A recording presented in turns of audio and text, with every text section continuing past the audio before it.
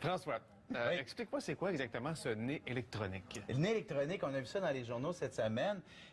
Disons que ça active un peu notre intérêt. Ça pique notre curiosité. Oui, ça pique notre curiosité. Quel est l'environnement là-dedans? Qu'est-ce que ça vient faire là-dedans? Écoute, c'est une entreprise, Odotech, une entreprise de Montréal qui a mis sur pied une espèce de nez électronique avec des capteurs. Il y a 16 capteurs à l'intérieur de ça.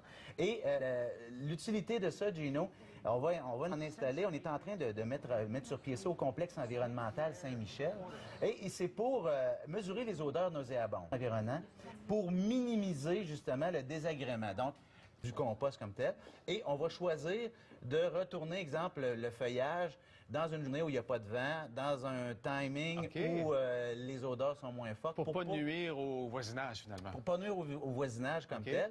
On en a installé un au Centre des eaux usées de Montréal. On va en installer également dans 4 autres centres de compostage de la Ville de Montréal.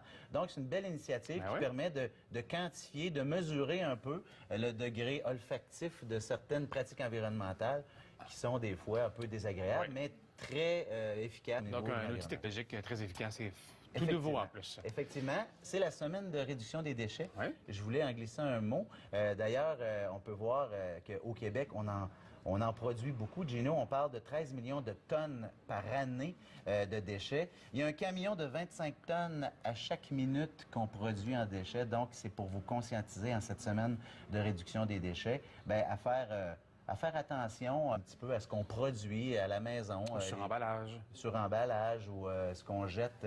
On peut commencer à faire de la tri... pas de la tri-collecte, parce que dans certaines municipalités, on en fait, mais ça, à la maison, on peut commencer à... Tri-collecte, c'est avec le compost, le recyclage et les ordures. Hein? On peut, nous, commencer à le faire, à séparer, à recycler, à composter. Déjà là, on va en envoyer moins au centre d'enfouissement et on va dégorger nos émissions de trucs qui vont dans les poubelles.